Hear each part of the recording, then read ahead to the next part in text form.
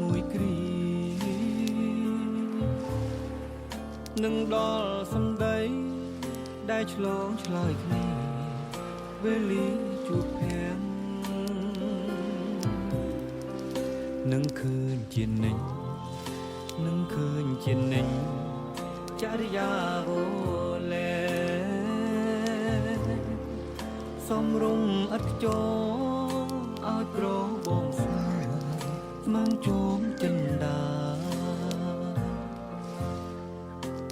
សែនណាស្នេហា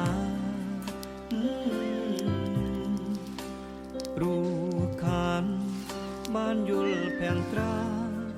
យូរថ្ងៃមកហើយនឹងអូនជានិញនឹងអូនជានិញទ្រូងបងអិនស្វាក្រៀមក្រំស្រពោនខ្លាចអូនព្រមណាប៉ុន្តែនឹងបង